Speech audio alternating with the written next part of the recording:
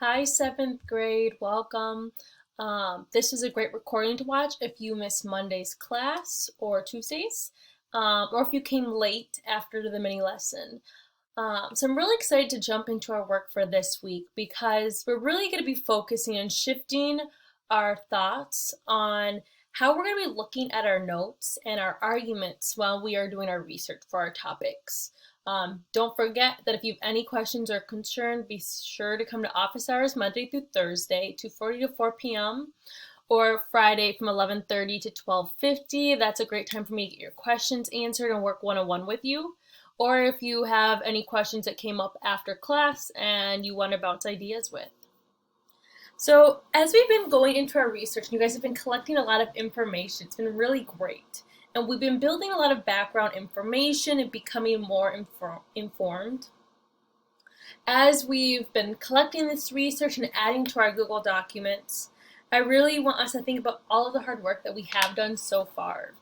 And so, as we're going into these topics and becoming really powerful researchers and supporting our groups with questions and collecting more information, one thing I want us to start thinking about, especially when we're looking at our work for a moment, is the sentence starters. And I want us to do this because it's going to give us a moment to reflect and to think about what we know from our research that we have collected and maybe some next steps on to help us with our work. So the sentence starters are right over here, and we're going to do some class in the chat. People don't agree about blank, and then you're going to think about what is your research topic. People think differently about this. Some people think, where else others think. A major point of contentment in this topic is conflict comes up most frequently around. Some people think that most is more important. What's most important is, and others think that. A common misconception that some people have is, it turns out that.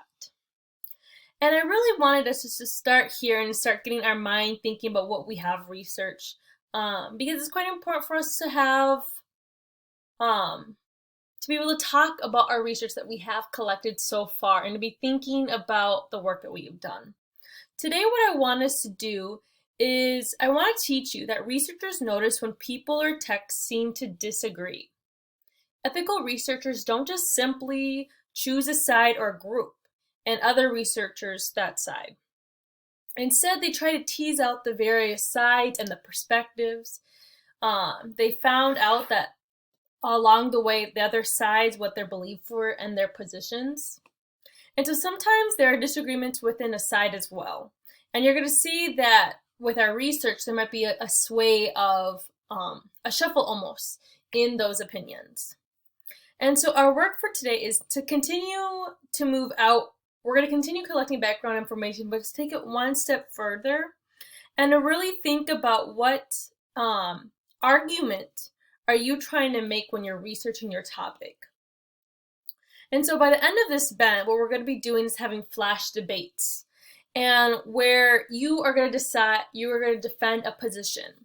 And so it's going to be a little bit more formal, probably depending on timing. We might just do the formal TED Talk version where you create an argument and present on that.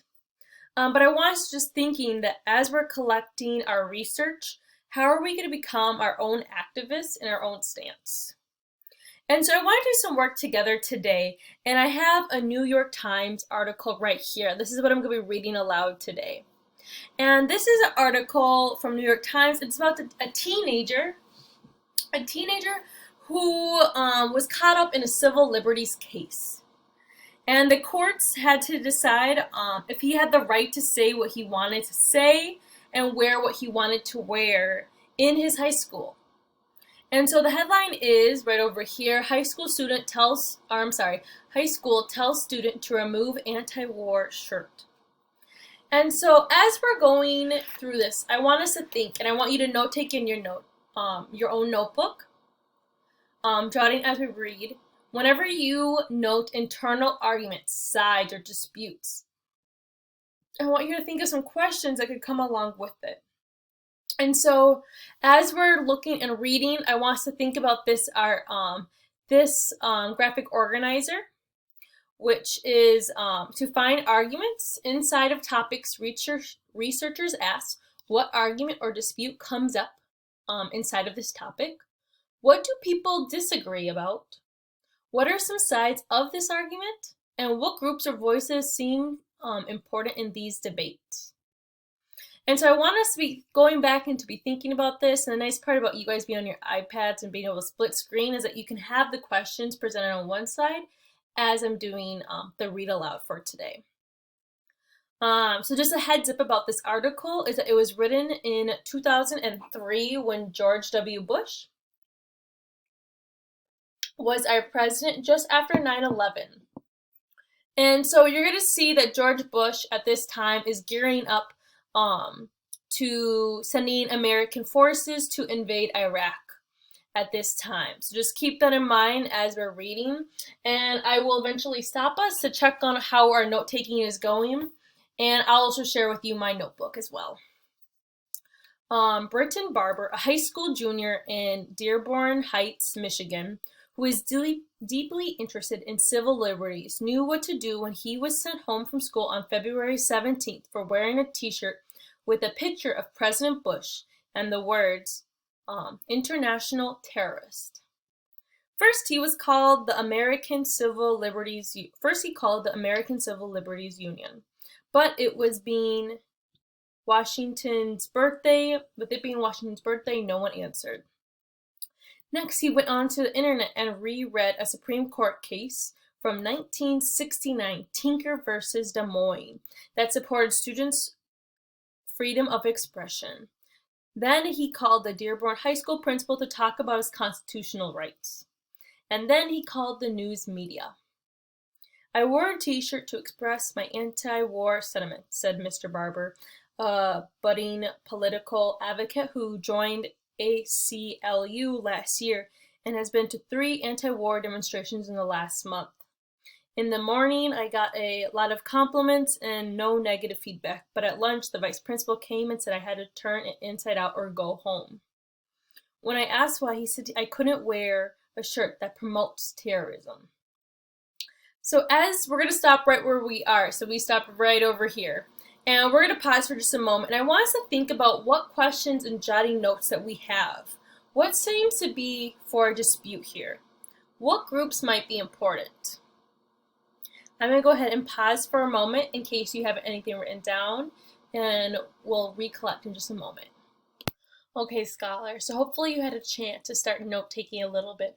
I want to share what I have in my notes, and as I'm realizing I am not including my date, so let me go ahead and add that. It's January 11th, 2020, researcher,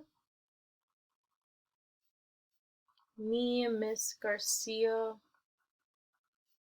Fisher. And this is one way that you could note take in your Google Doc as well for today's assignment. So when we're looking at this article that I was just reading out loud, it is a New York Times article, and I have the name of it right here so that later if I'm doing my research, I'm able to jump back to that article and know exactly what I was talking about. New York Times has many articles, so you want to make sure that you're including the title. And so when I'm looking and thinking about the different notes and my thoughts on what is happening so far is I can see that people don't agree if a student can wear a t-shirt with a political slogan in school. Remember, that's why the vice principal went to that student, and so that's kind of where all the trouble began. I'm starting to wonder who is or what organization is ACLU. And so that would be a great place for me to come back to next time, is to figure out what role are they playing in this debate? What does it mean? What are they doing? And I luckily am familiar with what is Tucker versus Des Moines, and I know how it's important.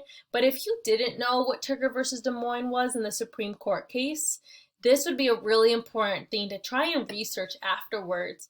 And that's something that could be a simple Google search to figure out what is it, and then to help you go with your next steps.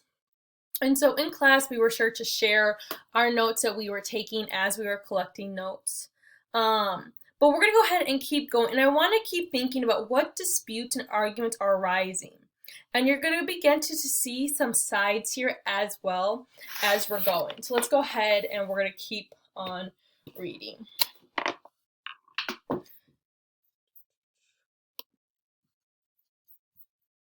I thought I could figure out how to change my purple and green face, but I guess I cannot. So we're going to go ahead and keep going where I left off. When I asked why, he said I couldn't wear the t-shirt because it promotes terrorism. Mr. Barber is steeped in civil liberties law, so his talk with the principal, Judith Colby, resulted around the Tinker case. Tinker case, which dealt with students. Okay, so now we're hearing about that court case that we were talking about earlier, which dealt with students who wore black armbands to protest the Vietnam War. In that case, the courts found that students did not shield their constitutional rights to freedom or expression at the schoolhouse gate. Although educators may stop expression that subsequently influences with the functioning of a school. She immediately asked if I was familiar with the Supreme Court case, Tinker versus Des Moines, Mr. Barber said. I said I was very familiar with it.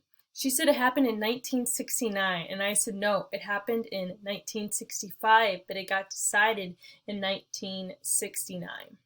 Then she quoted directly from the dissenting opinion to say that the school had the right to control free speech or control speech.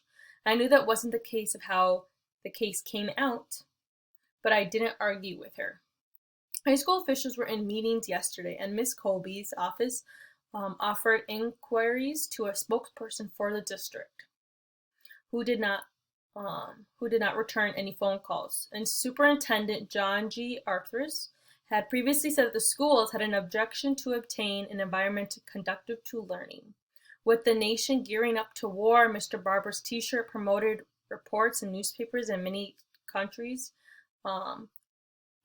wrinkled in the debate of students' rights to political expression. Although the Tinker case resolve was the legal issue, as a practical matter, many school officials are quick to act when students express unpopular positions. And so as we're doing some jotting, I want to write down some more notes in my notebook.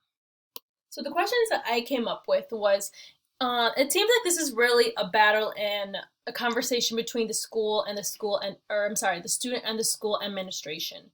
It also has me thinking that the school thinks it has the right to control free speech, but really, remember from the Tinker and Des Moines court case, it said that students do have the constitutional right to free speech.